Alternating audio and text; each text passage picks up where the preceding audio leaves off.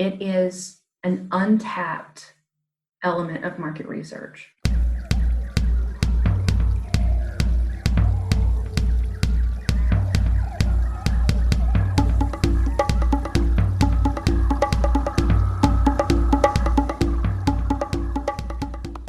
Welcome back to the Wild Business Growth Podcast.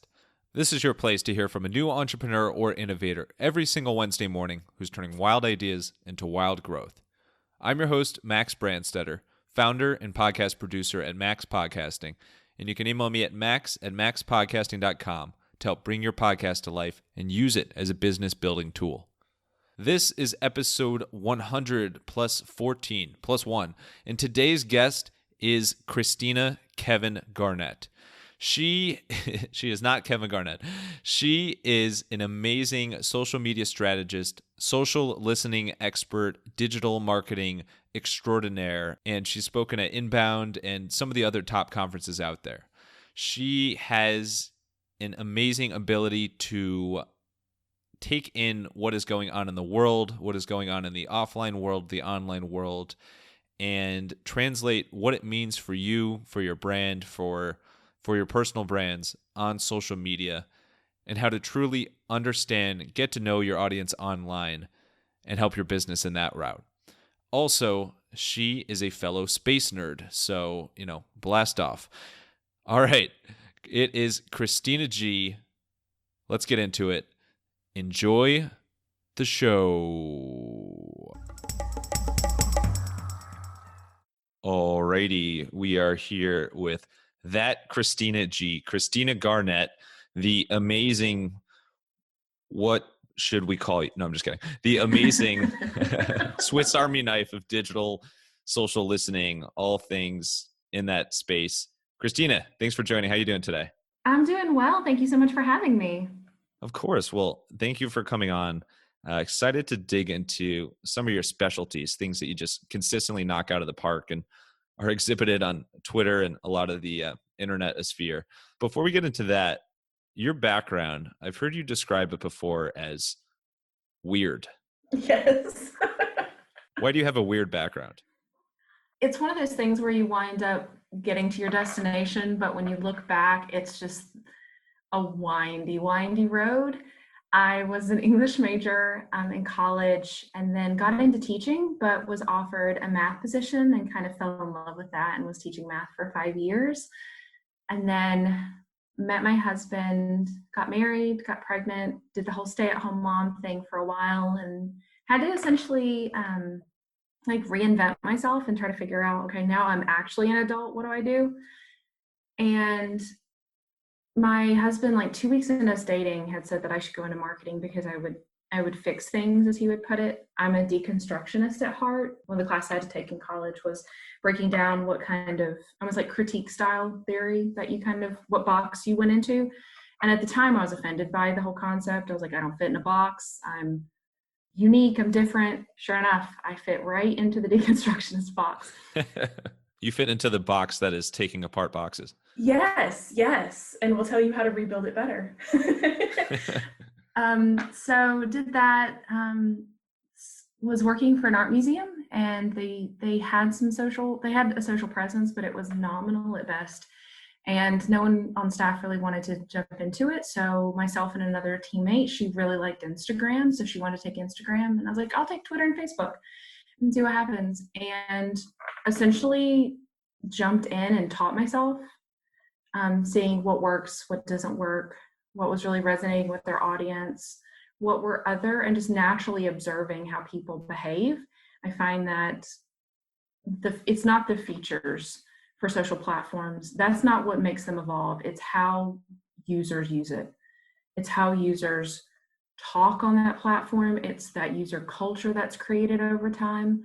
Once you figure out what that user culture is, that's how you're able to dive in and determine what's going to work best and which platform is best for you. And then found HubSpot Academy. So I was actually able to get some proper education, not just observational, and just fell in love and essentially married the math teacher in me and the English major in me. I love analytics. I love data with my entire soul. I love social listening. I love but I also love the creative side where you're able to really embrace and see what's going to make you stop scrolling, what's going to make you pay attention, what's going to make you stay. And so very weird, very windy road to get here, but it makes sense in what I do on the daily now. So you married those two parts of you. How does your husband fit into that marriage picture then? He's a graphic designer, so he has the creative skill set that I don't have. Like I couldn't, like I can make things in Photoshop and I can optimize things and make them look prettier. But if you had me sit down and like he has an MFA in illustration, and so he's able to actually create art. I cannot. I can acknowledge it. I can recognize it in a heartbeat, but You can deconstruct it. I can deconstruct it. But I wouldn't call myself, like, there's the conversation of content creators around our industry and social as a whole, and I've always tried to. I've never really seen myself as a creator. I've always seen myself as a consumer and as someone who is there to take something and figure out how it can be better or strategize how it's most apt, like where would it perform best and how can it be distributed better. But I think of people who like are actual creators who are creating these videos and who are making these logos and graphics, and I see them as so much better than I am in some capacity, because that ability to like literally create from nothing, I don't see myself as having that skill set, and my husband and other people that I consider creators definitely do. Well, I think you're incredibly humble about it because you definitely have tons of creativity flowing out. And I think it's really interesting that you brought up the consumer piece, because if you look back at your weird, wavy, winding, wacky, inflatable tube band career, you went from teaching and working at an art museum, kind of working face to face with consumers or your clients, if you will, even if they're students, to going the online route. And now, as the world gets more and more this way, really you're talking about consumers on the other end of a social media platform or a certain online medium there. How's that transition been for you? It's actually been smoother than you would think it would be. As a teacher, a lot of the positions I was given were, and this is going to sound horrible, but it's true. As a math teacher, I was given the kids that no one wanted, and that sounds horrible, but that's what happened. Everyone wants the straight A kids. Everyone wants the honors kids who there's not going to be a ton of questions. You're just going to get the kids who you don't have to worry about them doing their homework. They're just going to do it. They're just going to excel. And however you package it for them, they're going to get it done. Versus the kids who are going to struggle. They might have learning differences, or they might need to be taught in a specific way. One of the places that I worked at was a school that was specifically for students with learning differences, specifically like dyslexia, dyspraxia, a couple that had Asperger's. And we had smaller group setting. A lot of the classes I taught were about 5 to 6 students. And we had a method called the orton-gillingham method. And it was a way of teaching, specialized teaching to different learning styles, but also making sure that they're able to understand it. And I find that that is such a core piece of what today's content marketers need to do, whether they realize it or not. Personalizing content so that it's not consumed the way, not necessarily consumed the way you want it to be consumed, but the way that it needs to be consumed by your audience specifically. So is a video better than static? Is text better than that? If you do a video, it needs to be accessible, so you need to make sure there's captions. A lot of the best content marketers I know, they are actually incorporating those pieces, that personalization of this is how this kind of consumer is going to best resonate and this is the way that it's going to be best optimized for them. They just haven't necessarily been given permission to say, this is very similar. I'm creating pockets of math knowledge and I'm presenting it in such a way that it's more likely for that child's brain to understand. And then as an older adult and now as a marketer, I'm doing the exact same thing, but I'm not necessarily doing it for students. I'm doing it for whatever the target audience is for a brand. That's crazy to think about. You are not going to believe this. My girlfriend Dana is a teacher Mm-hmm. and teaches a lot of students, not unlike the students you described. And she actually specializes in OG, as she calls it. So Yay! literally, I didn't think I'd ever hear that on a I podcast love anywhere that. outside I of love talking to Dana. But orton-gillingham. that's so funny. What are the odds? OG is Mm-hmm. just it's just taken over. But it is so cool that it translated across very different industries like that. But it's a very similar thing that you're doing, and it was a key learning for you. Before we move on, I want to hit on one out of this world transition. You spent some time in a program at NASA. Yes. How was that experience? So out of this world, puns abound. I was making sure you got that. Yeah, the NASA social program, for those who don't know, it's kind of an influencer program specifically with NASA. You're able to apply and attend launches, and you get behind the scenes tours. You get to go to news briefings for an up and coming launch. They have it. The one I went to was in Florida, but they have it at different stations across the country. So if there's a specific location near you, but it is one of the best audience engagement campaigns and programs I've ever seen, like of any brand. The NASA social team is probably my favorite when it comes to taking something that could really be esoteric. Like they could easily create content that makes you feel like an idiot. It's NASA, but they don't. They know how to create suspense. They know how to create hype. They know how to make you feel like you're there. They make space feel attainable. They make it feel approachable to anyone. And they don't just, the thing that I loved about it too was that though I was on the CRS-18 launch, the one that is probably most well known for taking Nickelodeon slime up to the International Space Station. Oh, of course. And the what was so great though is that there was a mixture of people in my program. It's not simply, hey, so and so has over 50,000 followers, they'll have good reach, we should have them come. It is a mixture of people who are principals who are gonna share their learnings with their students and with their neighborhood. It's people who are journalists for independent newspapers who want to share this out with their listeners. It's people who have STEM programs for children. It's influencers. But it's such a core embrace people who love NASA for NASA that you know that if they chose you, that it isn't necessarily because of one specific metric. It's because they know this will be special for you. They know that you have a specific way you can share this with your audience, whatever that audience is. And so you get to meet the NASA social team, and our launch was literally right after the moon landing anniversary. So I don't know if they ever slept between them. I mean, like, bless them. I don't think they did. No way. But just the kindest people I've ever met.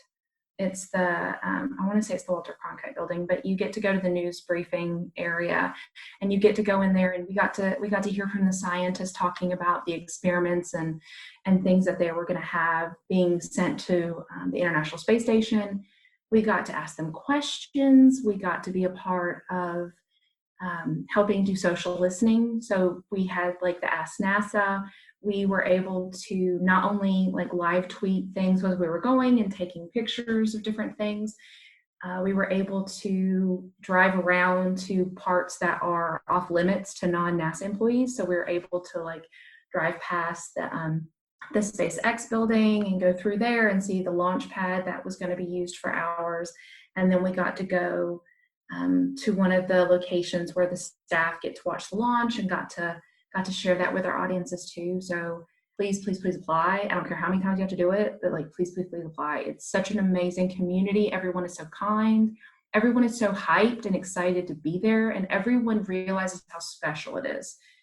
You know, when you go to like a Marvel movie and it's like the day that it opens and you feel like you're there with your family because you know that this character means as much to you as it does to them. That's how it felt at NASA Social. Like Wow. it's like these are my space family. Like these are my space Yeah. nerds. These are my people. I definitely recommend it. Well, it sounds like, I mean, it really is an out of this world experience. I mean, whether you call it stellar or cosmic, or we could just go all day with this, but it's really cool that you got to experience that. And it is hard to conceive of taking something as vast and infinitely expansive as the universe and not dumbing it down, but making it concise and like fluent enough to talk about it on social media and have consistent content and conversations and engagement. And it's just a mind-blowing thing. So that's really cool you got to experience that. So as you alluded to, let's get to social listening. And so this is for all you social listeners out there. I couldn't resist. In your own words, what's your definition of social listening? Using strategic keywords and mentions to understand what your target audience and potential audience think and view when it comes to your product, your service, your industry, your competitors, your brand, anything. It is an untapped element of market research. I like that. We'll give it to you. I'm sure Merriam-Webster will give you like the thumbs up, the Chuck Norris thumbs up. But no, that's really good. I hadn't thought about it from like, I mean, there's kind of the pillars of keywords and mentions and things that you're actually diving into. What's the greater purpose behind it? Like, why should anyone or any business owner pay more attention to social listening and add it to the repertoire? A lot of people think about social listening, so they confuse social monitoring with social listening. So that social monitoring is very much short term. So you're finding those keywords and mentions and you're responding and or you're evaluating and or liking, or someone gives you brand love and you write that back, you give that love back. Social listening takes it a step further. So you're looking for things, whether you're mentioned or not. It could be a phrase that is specific to what you do. So like Airbnb could be searching for people who say something on Twitter to the effect of going on a trip or road trip or can't wait to go see blank. And what they're able to do is not only are they able to see how many people are talking about specific things, they're able to see how many people are using this kind of verbiage versus this. How many people are would use this kind of like colloquial like word set versus another, which is huge for SEO. But it also gives you attitudes. It lets you read the room. 2020 is the year of everyone needs to be able to read the room, every single person. It's a minefield. And so being able to understand what things are being said can be the difference between whether or not your brand posts something or pauses, whether they decide that they need to make a statement about Black Lives Matter, or if a statement is enough and they need to not only make a statement, but they need to have like a game plan of here's the actions that we're taking. It's the difference between whether you realize that your product is good enough to stand up to a competitor, or if there's a specific feature that a competitor has that you don't have. That's the difference between them being successful and you not. It's like this, I'm going to sound like such a nerd, but it is the ability to read your audience's mind. And it's instead of giving surveys where there's going to be confirmation bias based on how you phrased a question or based on where they see that. You're not going to have that in social listening because you're able to capture their words from them, not because it was provoked by a question by you, but because they specifically felt that way and needed to share it.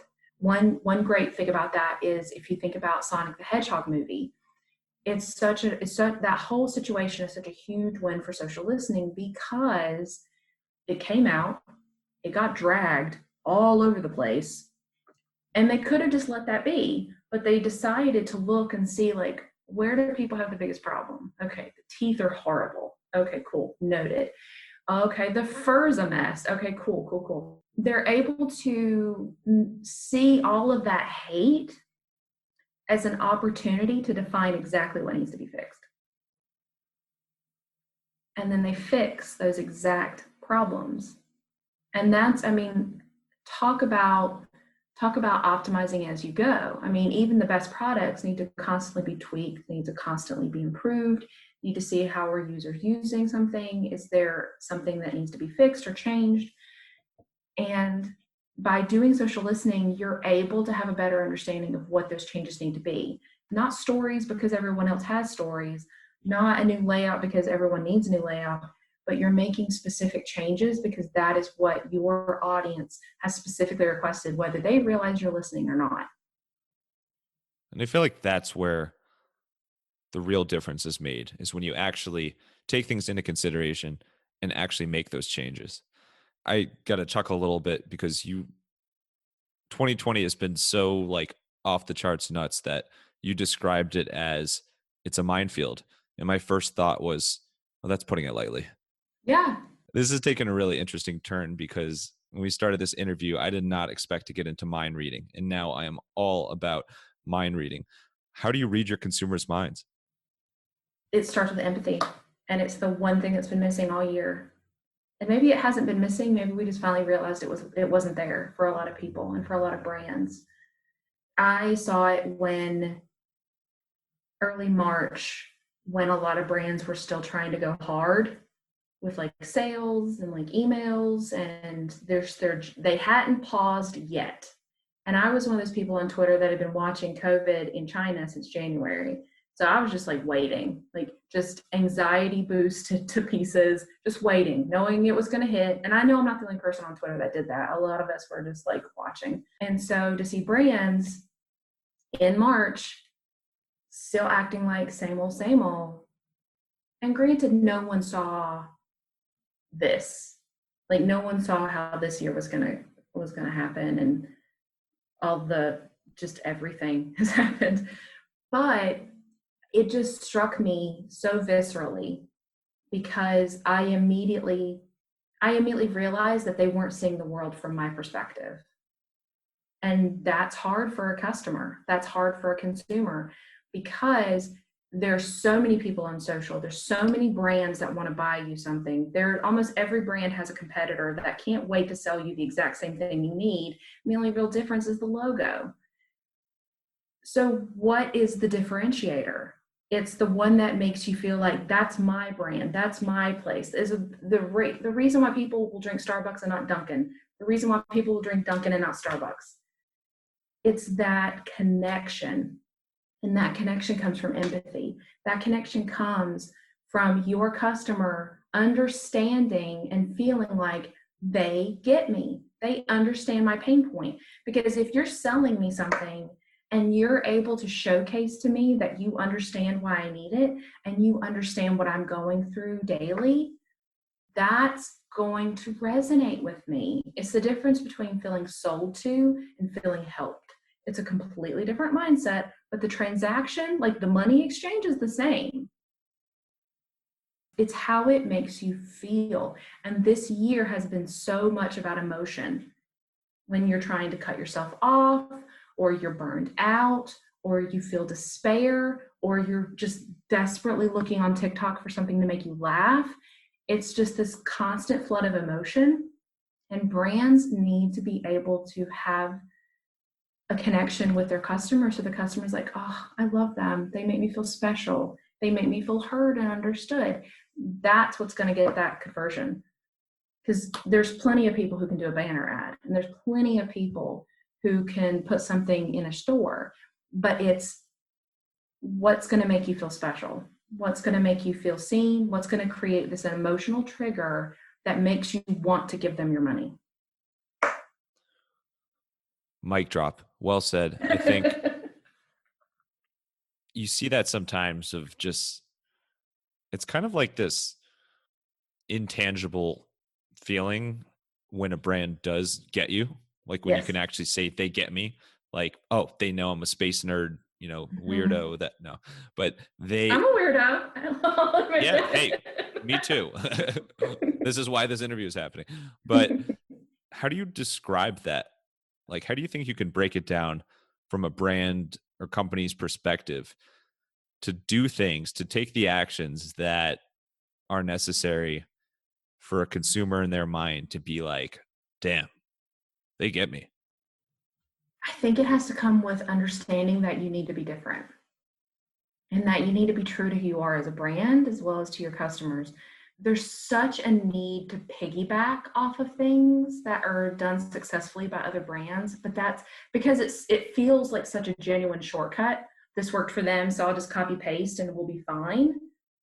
But people underestimate how much content consumers see, and they see patterns. Like, there's a reason why when you're little, one of the first things you're taught is like how to recognize patterns, because when you're little, your brain can figure that out. As adults, we do the same thing. So if I see someone doing something similar, like a similar like execution for a campaign, I may not immediately recognize that, but my subconscious does. I'm gonna understand that I've seen this in some way before. I may not be able to tell you what the brand they're copying is, but I can see it. So it needs to feel special. So one of the best ways to do this, and I've loved this about 2020, is the drive for purpose. The brands and the people who used their voice to help others are the ones that I have been emotionally drawn to this year, more so than ever, because we all feel completely powerless. Like, let's be 100% honest. Like, unless you have a cure in your back pocket, you want to snap your fingers and fix things, and you can't. You can't. But when you see someone that has a larger audience than you, that has a larger digital footprint, and you see them being a force for good or being a voice for someone other, then it feels incredibly powerful. So one example of this would be Chef Jose Andres, one of my favorite humans on Twitter. If he doesn't get the Nobel Prize in my lifetime, I'm going to be so angry I can't put it into words because the man has earned it so many times over. You're going to be knocking at the Nobel Peace Prize door. I am. Be like, hey, I'm a nobody, but let me tell you how to do your job. I'm actually right here. Um, but his whole thing is using food, which is so associated with comfort, and then he's actually giving comfort with it. He's helping restaurateurs. He's helping people that work in restaurants. He's helping low-income areas that are suffering, people who are starving because they don't have anywhere else to go. And here comes this man who has built his entire career around food, and that is the gift he can give others. So anytime I see any content from him, it's an immediate retweet for me. It's an immediate share for me. Because if all I can do is amplify that voice of good, then I feel like that's a tiny piece of power I can take for myself. That I can amplify him and he can help make better days for other people. He can make sure that a child gets to eat today. He's going to make sure that someone gets to laugh, that someone realizes how bad things are. And so the brands who are lost and who are like, that sounds great, Christina, I don't know how to do that. My first recommendation would be, how can you help? How can you make this chaotic hellscape a little bit brighter for just anybody? It can be partnering with a nonprofit. It can be amplifying others who are doing a good job. But that is where I would go, because the one thing that all of us have in common, like literally everybody, we all know that things can be better. And we all want things to be better in our own way. So one emotional connection that you can score with people, that you can actively act on, that you can create content for, is what can your brand do to make things better? In a small way, in a big way? How can you empower your audience to make things better? Anything. That is the one emotional connection I would go for, is this purpose-driven, let's make things better. Let's fix something. Let's make one person's day better. And here's how we do it. That's what I would do. Yeah, it's a really powerful way of looking at it. These themes of helping and empathy keep coming up. And yes, it can be tricky. But no matter how you slice it, if you know a brand is there for you, if you know a brand is there to help, it comes across better than, the flip side of things. So that's from the overall theme and effort standpoint. What about specific tools or tactics that you use? Do you have any go-to favorites when you're in this social listening mindset? I do. I'm a big fan of TalkWalker. I use, for people who don't have a big budget for this, I like TalkWalker alerts. Think of it like Google alerts, but for social. So you're able to go in and you're able to figure out like the keywords they would use, the hashtags they would use. One thing that I would be very mindful of is there are a lot of people who they have this unnecessary connection to hashtags. You have to understand that your audience isn't going to strategically put a hashtag thinking, well, they're going to see it now. You have to think about how they would speak. And so what I always start doing is I make a list of basically almost like content pillars. What are the kind of topics that people would talk about my industry, my brand, my product or service? What are those kind of content pillar topics? What kind of use case would we have here? And then once I have those, then I kind of dive into the verbiage and copy as to like, how would these people speak about this? And then once I have that list, then I go in and I search natively to see, is this hypothesis matching what I'm actually seeing? So creating a list and then going in there natively and kind of jumping in and seeing like, what are the kind of conversations we're having here? What are people saying? And then optimizing, tweaking, and then knowing that that's going to be a living document, because the way that people spoke about travel 2 years ago versus this year, little different, just a little bit. Just a little bit. Just a little bit. So you have to adapt that strategy and think about how are things changing? How have the behaviors of my audience changed specifically? And then from that social listening, you're going to be able to, in TalkWalker, you can get alerts for that. But there's also Mention, Agora Pulse.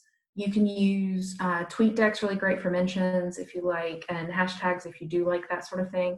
But you're able to dive in there, and then you're able to not only pull this information in, but you're able to see what's the sentiment for these conversations. Sure, they're mentioning the brand or they're mentioning something that has to do with us, but what is the tonality of it? Like, are they super happy? Do they love us? Do they want Twitter or Facebook to remove our account? Like, they hate us? Are they boycotting us? Like, what are they saying?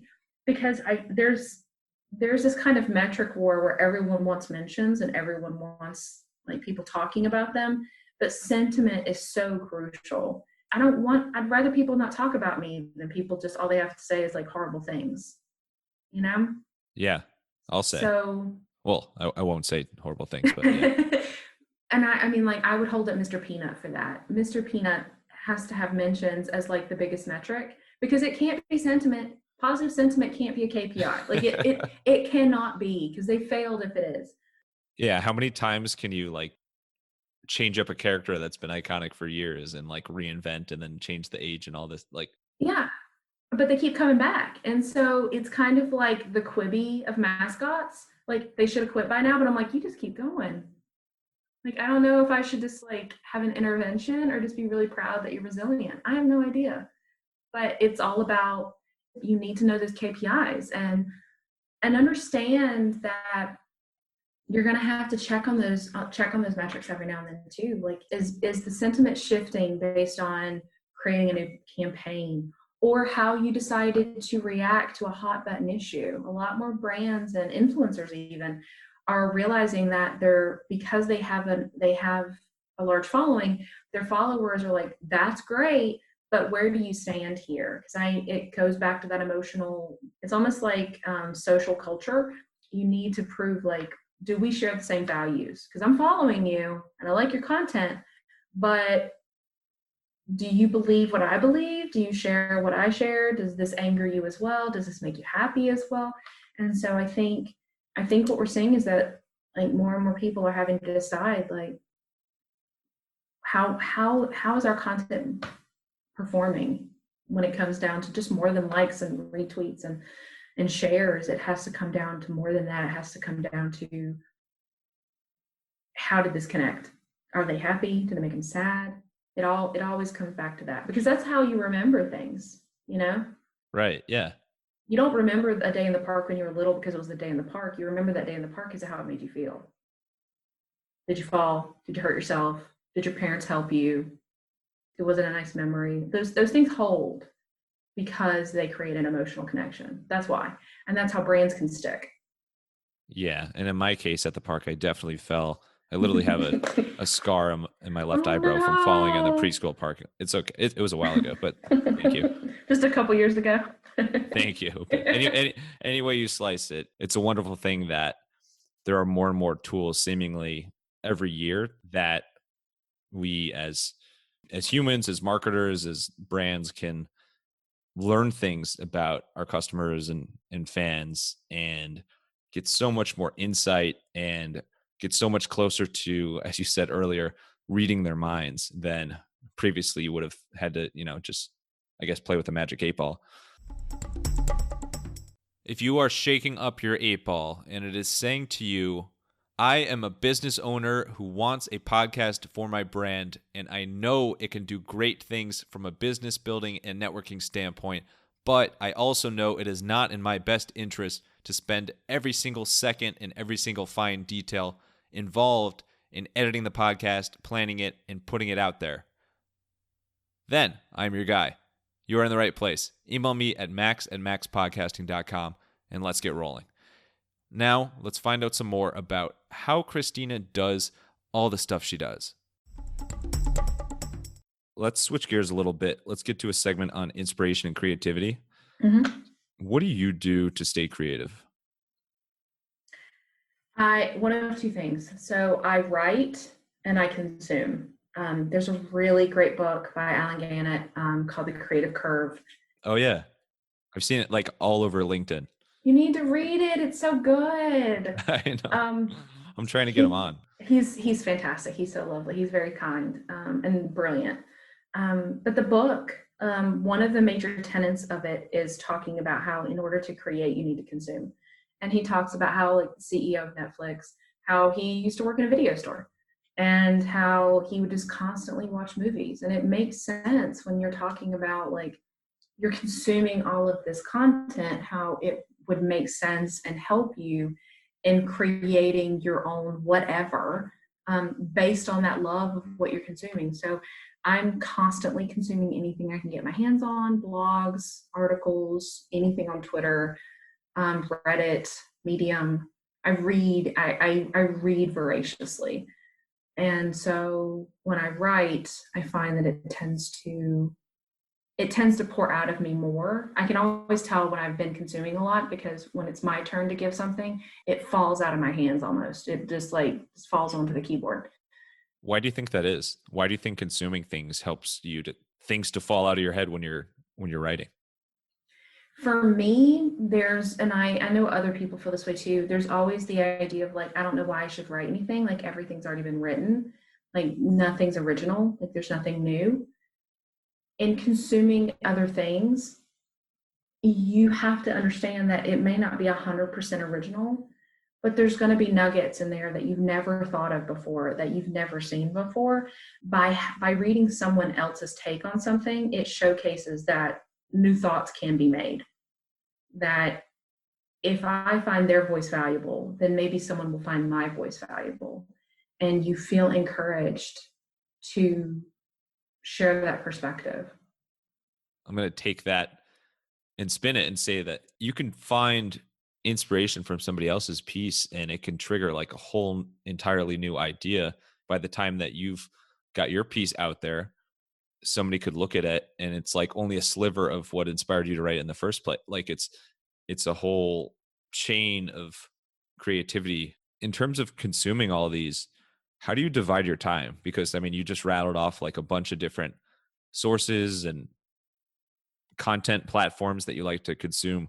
How do you divide your time to make sure that you still have, a semblance of time for space nerdism and all sorts of things in your free time outside of work, in addition to consuming all this stuff?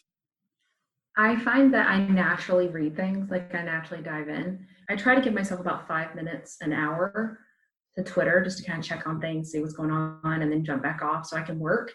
Otherwise, I could live on Twitter. Like I could live on Twitter all day long and never get anything Oh my done. God. Yeah, just keep refreshing it over Yeah, I and just over. keep refreshing, and it's like a whole new world of knowledge. I just have to refresh.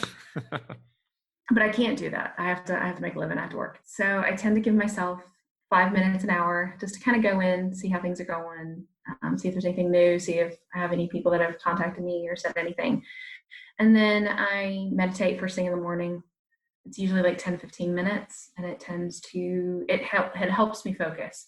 If I ever hit a wall, I have to meditate. I just need to like quiet my mind because it's always running. Like my husband jokes that even when like the closest thing to shutting me down is for me to sleep, and even then my brain works.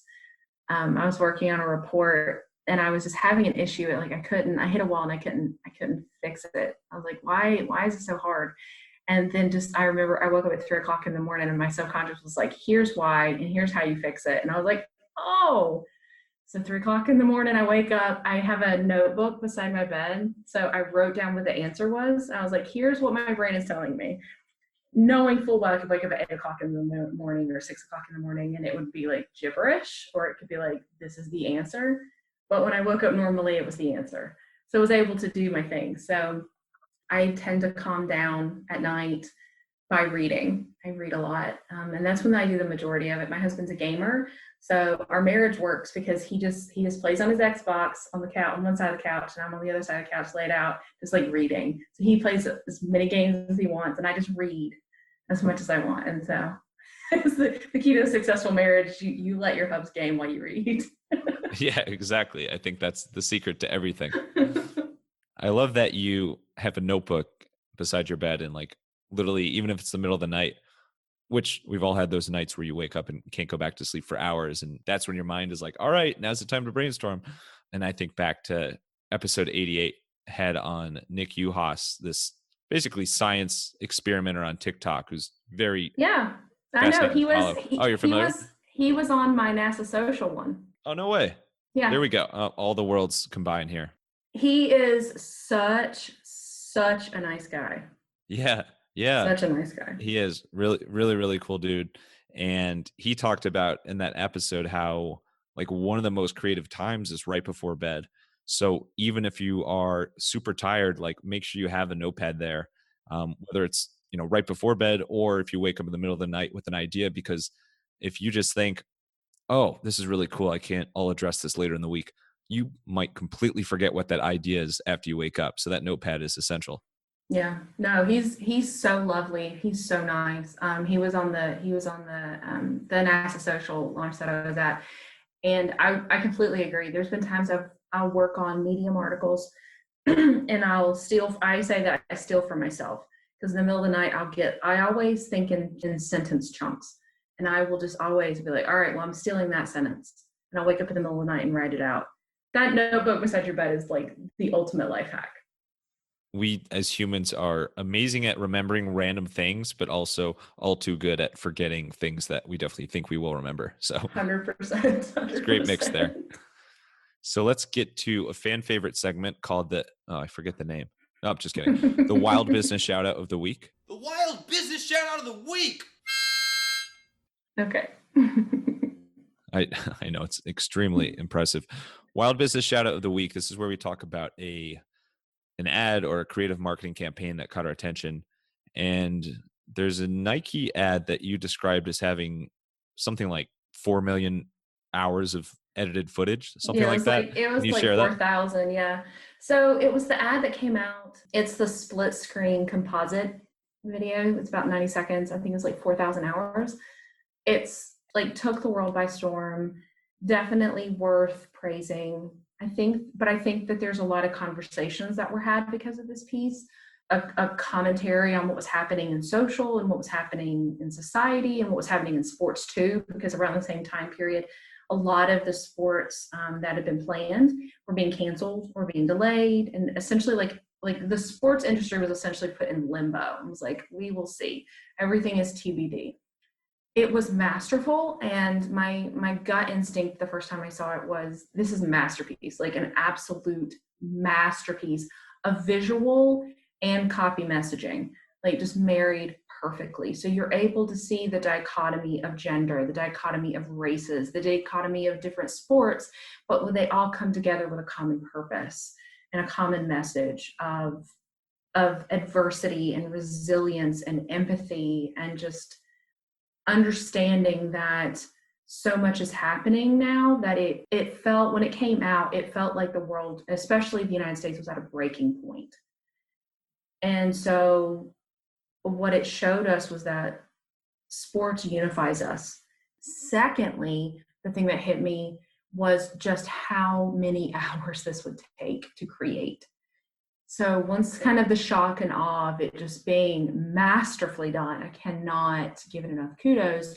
My brain, like my project management brain, kind of took off, and I'm thinking, all right, how many hours do you think it would take to source all of those videos and to be able to realize that they would match up? And then having to determine, once you've sourced the videos, now you have to break down which pieces will work best together. Then you have to determine the timestamps for those so that they'll mesh based on when you want.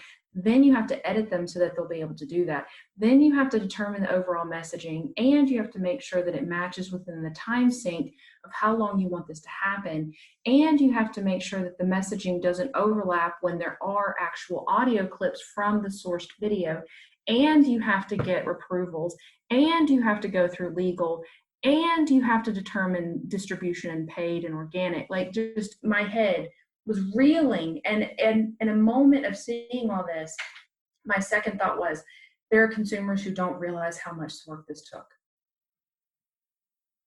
There are people who see this, who scrolled past, or like, this is great, that don't realize the toil of that only people who are in the industry, who are creators, even the people, like I said previously, like, I couldn't make that.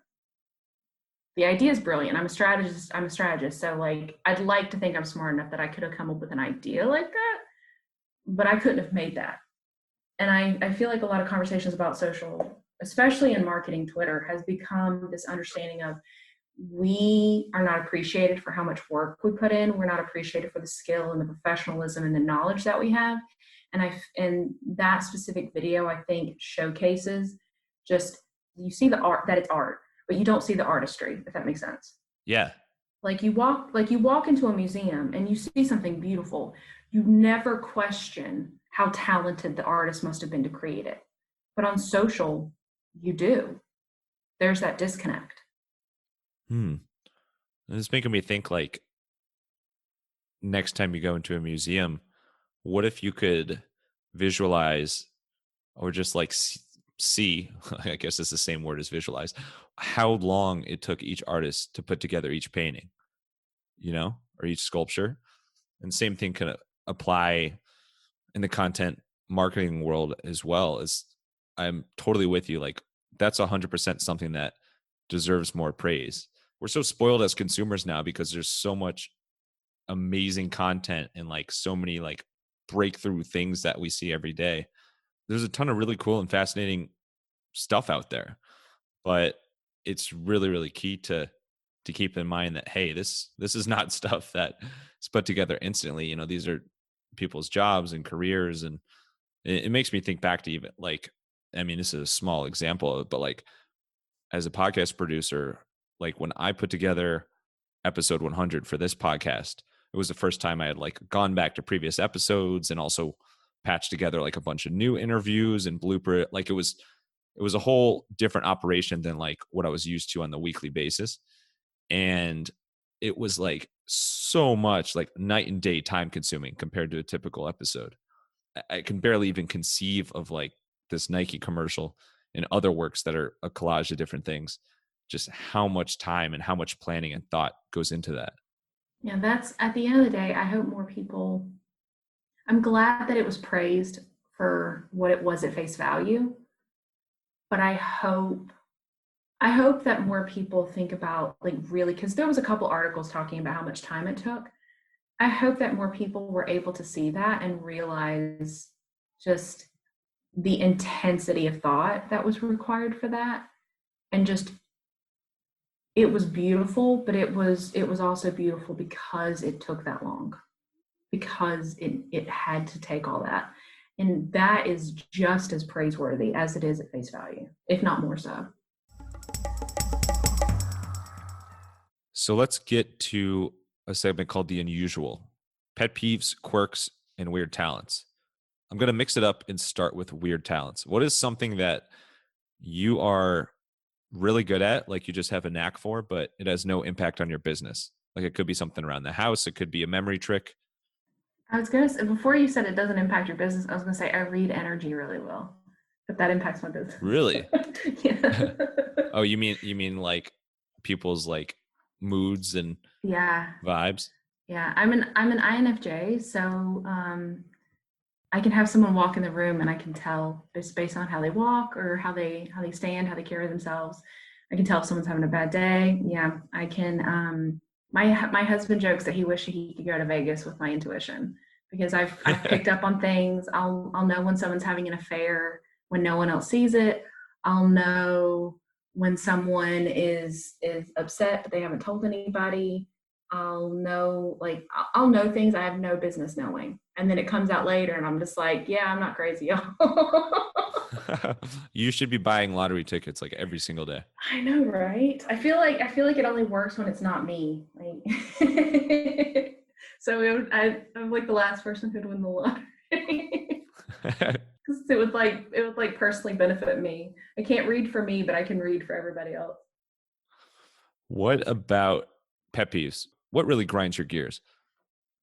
Loud eaters. Yep. And sorry if I sometimes fall in that category. It's loud eaters. I don't like popcorn in movie theaters. Like, it bothers me. I don't like bright lights. Every time I've worked in an office, I've always was like, hey, my lights are always going to be off. I'll just bring like a soft lamp or something. This is Christina. She sits here in the dark. I'm in a cave. Alfred. I can't do it. I get migraines from fluorescent lights. I'm that person that's always walking through the house turning all the lights off. And it's not like, hey, it's the electric bill. It's like, no, I'm a vampire. I just need all the lights off. Like, there's no need for this. Like, y'all have plenty of sunlight. Yeah. Like, we have windows. You're fine. Yeah. No, and I totally get that. And actually, at the time of this recording, Dana and I, we recently moved into a new apartment, and it has a skylight. And she's going to kill me because I literally talk about this all the time. But I didn't really like, the skylight was kind of a bonus. It wasn't like we picked the place because of the skylight, but it adds so much natural light that previously when I would have turned a light on like earlier in the day, now it's like literally until nighttime that I don't turn the light on at all because there's so much natural light there. So like you, I'm somewhat sitting here in the dark all day, but I don't know. There's something about natural light. Better. It's really nice. Yeah, natural light's better. Just always better. I much prefer.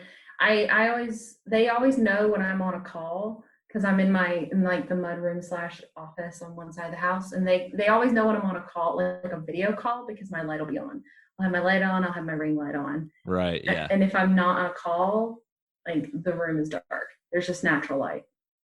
And then how about quirks? What is something other than anything mentioned so far? Something that's a little bit quirky about your personality that maybe your husband or kids, somebody calls you out for? My husband would say I'm an actually kind of person because I'm one of those people who's like, well, actually. I'm one of those, which I shouldn't be. Does that mean, is that like a nicer way of saying smartass? Kind of. I'm very sarcastic. In a loving way. Exceptionally sarcastic. Yeah. Yeah. I'm definitely a smartass. I'm definitely sarcastic. Yeah. It's a great way to be. I always have lavender or vanilla with me, like at all times, like a vanilla candle or a lavender candle or something. Yeah. And I would say that my musical taste is probably more of like a Gen X than a millennial. I'm a Zennial. I was born in 82, but I'm definitely more Gen X when it comes to music versus 100%. Well, that just takes us right to rapid fire Q&A here. You ready for it? Let's do it. All right, let's get wild. Speaking of music, I know you're a big Foo Fighters fan. What's your favorite Foo Fighters album? I like all of them. I'm gonna cheat and say best of just because there's Wow. I should have put a qualifier on. I have to because I love them so much. I will go ahead and say that I have two favorites though. Okay, go for it. Softer. Well, actually, I have like the two softer is I love Razor. Razor is my favorite, and also like Wheels is like a close second. But my harder one is Pretender. Is the Pretender. Oh yeah. But my next tattoo is actually going to be a quote from Razor, so I'm actually very excited about that. Oh nice. What is the quote? Patience, my dear, because I have zero patience, and it's a quote from Razor. It's like patience, my dear.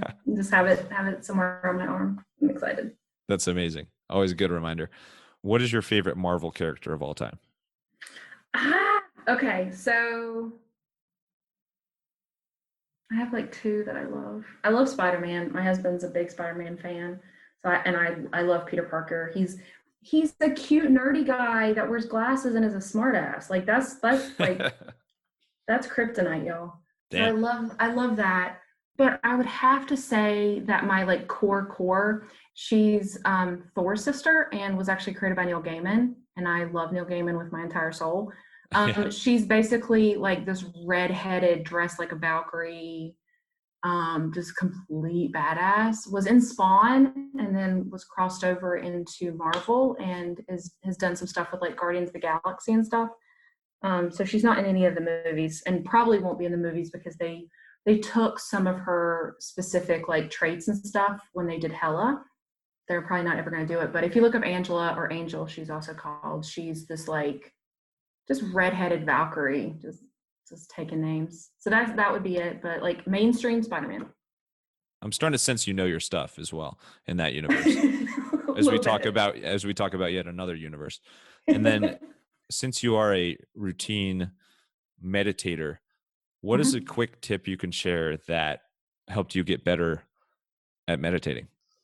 Get rid of anything that could distract you. You have to make sure that like your phone's on do not disturb. People know that you're meditating and not to bother you. The world cannot wait to give you a notification of something. You have got to get rid of all of those things because it's very easy to fall out of it. And if you're busy and you're stressed, then your brain's already going to be reminding you of all the things that you need to do. You need your external world to not remind you as well. At least for like 10 to 15 minutes. Then you can go back to like notification central. Exactly. I think another message close to home for you that also applies is patience, my dear. Yep. Well, Christina, thank you so much. This has been great. Really appreciate you coming on and sharing all your stories and your weird life, as you say, but the social listening tips and all your amazing thoughts in the digital space. Where's the best place for people to connect with you?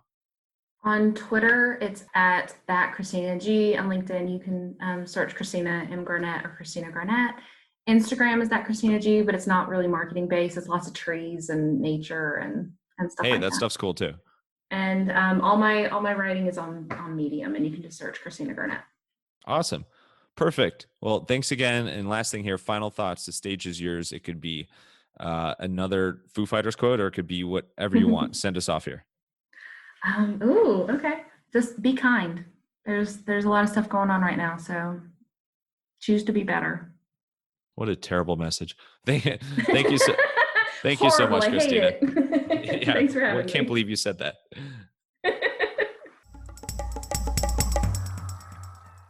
I have never been more offended in my life. Thank you so much, Christina, for coming on the podcast, sharing your stories and everything. And thank you, Wild listeners, for tuning in to another episode. If you're enjoying the Wild Business Growth Podcast, make sure to share it with a friend. And you can find out more about podcast production at MaxPodcasting.com. Until next time, let your business run wild. Bring on the bongos!